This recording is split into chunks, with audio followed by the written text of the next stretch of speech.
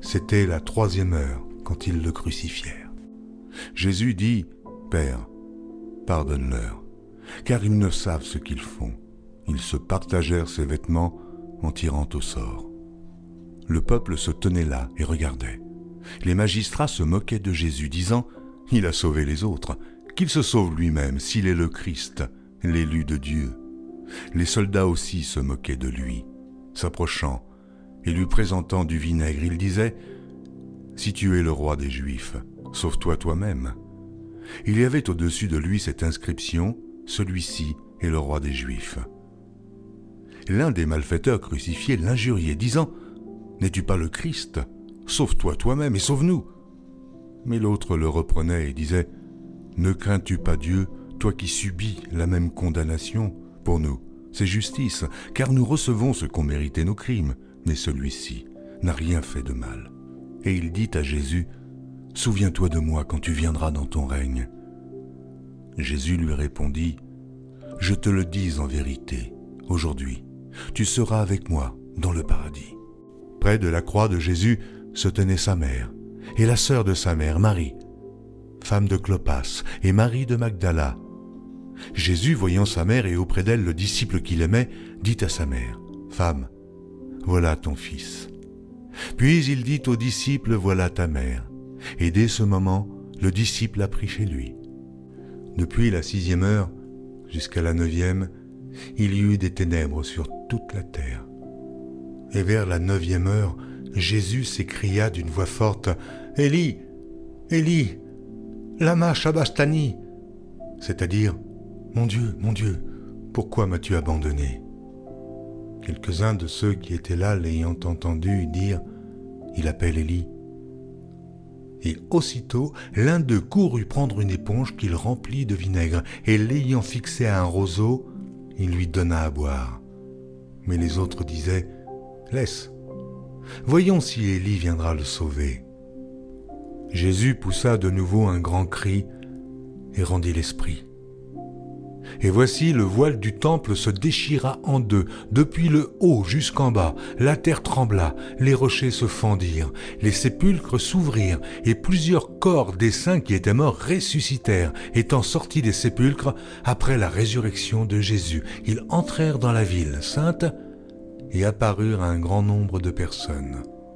Le centenier et ceux qui étaient avec lui pour garder Jésus, ayant vu le tremblement de terre et ce qui venait d'arriver, furent saisis d'une grande frayeur et dirent « Assurément, cet homme était fils de Dieu. » Le soir étant venu, arriva un homme riche d'Aritamée, nommé Joseph, lequel était aussi disciple de Jésus.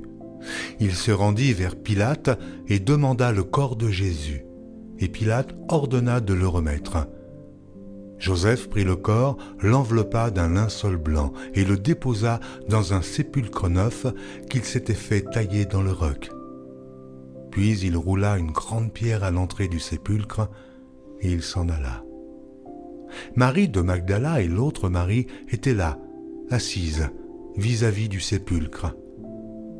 Le lendemain, qui était le jour après la préparation, les principaux sacrificateurs et les pharisiens allèrent ensemble auprès de Pilate et dirent « Seigneur, nous nous souvenons que cet imposteur a dit, quand il vivait encore, « Après 3 jours, je ressusciterai. Ordonne donc que le sépulcre soit gardé jusqu'au 3e jour, afin que ses disciples ne viennent pas dérober le corps et dire au peuple « Il est ressuscité des morts. » Cette dernière imposture serait pire que la première. Pilate leur dit « Vous avez une garde, allez, gardez-le comme vous l'entendez. » Et ils s'en allèrent et s'assurèrent du sépulcre au moyen de la garde, après avoir scellé la pierre. Après le Shabbat, à l'aube du 1er jour de la semaine, Marie de Magdala et l'autre Marie allaient voir le sépulcre, et voici, il y eut un grand tremblement de terre, car un ange du Seigneur descendit du ciel, vint rouler la pierre et s'assit dessus. Son aspect était comme l'éclair et son vêtement blanc comme la neige. Les gardes tremblèrent de peur et devinrent comme morts. Mais l'ange prit la parole et dit aux femmes, « Pour vous ne craignez pas, car je sais que vous cherchez Jésus qui a été crucifié. Il n'est point ici, il est ressuscité comme il l'avait dit, venez. Voyez le lieu où il était couché, et allez promptement dire à ses disciples qu'il est ressuscité des morts. Et voici, il vous précède en Galilée, c'est là que vous le verrez. Voici, je vous l'ai dit. À leur retour du sépulcre, elles annoncèrent toutes ces choses aux 11 et à tous les autres. Celles qui dirent ces choses aux apôtres étaient Marie de Magdala, Jeanne, Marie, mère de Jacques, et les autres qui étaient avec elle. Ils tinrent ces discours pour des rêveries, et ils ne crurent pas ces femmes. Mais Pierre se leva et courut au sépulcre. S'étant baissé, il ne vit que les linges qui étaient à terre. Puis il s'en alla chez lui dans l'étonnement de ce qui était arrivé. Et voici, ce même jour, 2 disciples allaient à un village nommé Emmaüs, éloigné de Jérusalem de 60 stades, et ils s'entretenaient de tout ce qui s'était passé. Pendant qu'ils parlaient et discutaient, Jésus s'approcha et fit route avec eux. Mais leurs yeux étaient empêchés de le reconnaître. Il leur dit : « De quoi vous entretenez-vous en marchant, pour que vous soyez tout tristes ?» L'un des deux, nommé Cléopas, lui répondit : « Es-tu le seul qui, séjournant à Jérusalem, ne sache pas ce qui y est arrivé ces jours-ci ? » « Quoi ? leur dit-il. Et ils lui répondirent : « Ce qui est arrivé au sujet de Jésus de Nazareth, qui était un prophète puissant en œuvre et en parole, devant Dieu et devant tout le peuple, et comment les principaux sacrificateurs et nos magistrats l'ont livré pour le faire condamner à mort et l'ont crucifié. Nous espérions que ce serait lui qui délivrerait Israël. Mais avec tout cela, voici le 3e jour que ces choses se sont passées. Il est vrai que quelques femmes d'entre nous nous ont fort étonnés, s'étant rendues de grand matin au sépulcre et n'ayant pas trouvé son corps. Elles sont venues dire que des anges leur sont apparus et ont annoncé qu'il est vivant. Quelques-uns de ceux qui étaient avec nous sont allés au sépulcre, et ils ont trouvé les choses comme les femmes l'avaient dit. Mais lui, ils ne l'ont point vu. Alors Jésus leur dit : « Ô homme sans intelligence, et dont le cœur est lent à croire tout ce qu'ont dit les prophètes. Ne fallait-il pas que le Christ souffrit ces choses, et qu'il entrât dans sa gloire ?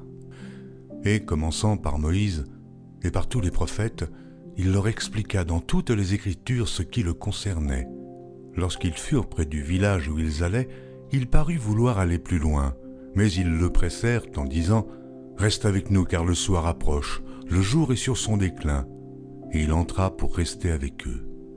Pendant qu'il était à table avec eux, il prit le pain, et après avoir rendu grâce, il le rompit et le leur donna. Alors leurs yeux s'ouvrirent, et ils le reconnurent. Mais il disparut de devant eux. Et ils se dirent l'un à l'autre : « Notre cœur ne brûlait-il pas au-dedans de nous lorsqu'il nous parlait en chemin et nous expliquait les Écritures ?»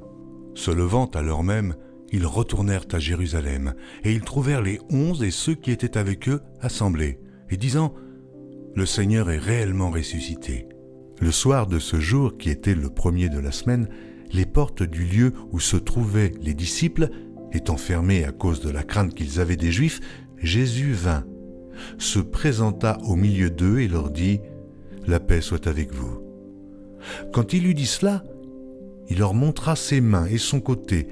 Les disciples furent dans la joie en voyant le Seigneur. Jésus leur dit de nouveau : « La paix soit avec vous. Comme le Père m'a envoyé, moi aussi je vous envoie. » Après ces paroles, il souffla sur eux et leur dit : « Recevez le Saint-Esprit. Ceux à qui vous pardonnerez les péchés, ils leur seront pardonnés. Et ceux à qui vous les retiendrez, ils leur seront retenus. » Thomas, appelé Didyme, l'un des 12, n'était pas avec eux lorsque Jésus vint.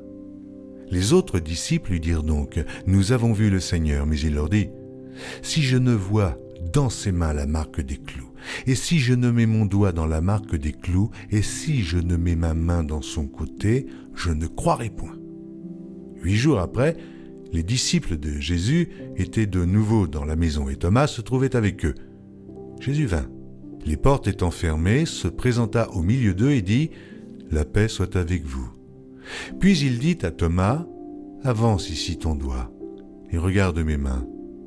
Avance aussi ta main, et mets-la dans mon côté, et ne sois pas incrédule, mais crois. Thomas lui répondit, « Mon Seigneur et mon Dieu. » Jésus lui dit, « Parce que tu m'as vu, tu as cru. Heureux ceux qui n'ont pas vu et qui ont cru. » Jésus a fait encore en présence de ses disciples beaucoup d'autres miracles qui ne sont pas écrits dans ce livre. Mais ces choses ont été écrites afin que vous croyiez que Jésus est le Christ, le Fils de Dieu, et qu'en croyant, vous ayez la vie en son nom. Après cela, Jésus se montra encore aux disciples sur les bords de la mer de Tibériade. Et voici de quelle manière il se montra. Simon-Pierre, Thomas appelé Didyme, Nathanaël de Cana en Galilée, les fils de Zébédée et 2 autres disciples de Jésus étaient ensemble. Simon, Pierre leur dit « Je vais pêcher ». Ils lui dirent « Nous allons aussi avec toi ». Ils sortirent et montèrent dans une barque et cette nuit-là, ils ne prirent rien. Le matin étant venu, Jésus se trouva sur le rivage, mais les disciples ne savaient pas que c'était Jésus. Jésus leur dit « Enfants, n'avez-vous rien à manger ?» Ils lui répondirent « Non ». Il leur dit « Jetez le filet du côté droit de la barque et vous trouverez. » Ils le jetèrent donc, et ils ne pouvaient plus le retirer à cause de la grande quantité de poissons. Alors le disciple que Jésus aimait dit à Pierre « C'est le Seigneur !» Et Simon-Pierre, dès qu'il eut entendu que c'était le Seigneur, mit son vêtement et sa ceinture, car il était nu, et se jeta dans la mer. Les autres disciples vinrent avec la barque, tirant le filet plein de poissons, car ils n'étaient éloignés de terre que d'environ 200 coudées. Lorsqu'ils furent descendus à terre, ils virent là des charbons allumés, du poisson dessus et du pain. Jésus leur dit « Apportez des poissons que vous venez de prendre. » Simon-Pierre monta dans la barque et tira à terre le filet plein de 153 grands poissons. Et quoiqu'il y en eût tant, le filet ne se rompit point. Jésus leur dit « Venez manger ». Et aucun des disciples n'osait lui demander « Qui es-tu » sachant que c'était le Seigneur. Jésus s'approcha, prit le pain et leur en donna. Il fit de même du poisson. C'était déjà la 3e fois que Jésus se montrait à ses disciples depuis qu'il était ressuscité des morts. Après qu'ils eurent mangé, Jésus dit à Simon-Pierre, « Simon, fils de Jonas, m'aimes-tu plus que ne m'aime ceux-ci » Il lui répondit, « Oui, Seigneur, tu sais que je t'aime. » Jésus lui dit, « Paie mes agneaux. » Il lui dit une seconde fois, « Simon, fils de Jonas, m'aimes-tu » Pierre lui répondit, « Oui, Seigneur, tu sais que je t'aime. » Jésus lui dit, « Paie mes brebis. » Il lui dit pour la 3e fois, « Simon, fils de Jonas, m'aimes-tu » Pierre fut attristé de ce qu'il lui avait dit pour la 3e fois, « M'aimes-tu » Et il lui répondit, « Seigneur, tu sais toutes choses, tu sais que je t'aime. » Jésus lui dit, « Paie mes brebis. En vérité, je te le dis, quand tu étais plus jeune, tu te saignais toi-même et tu allais où tu voulais.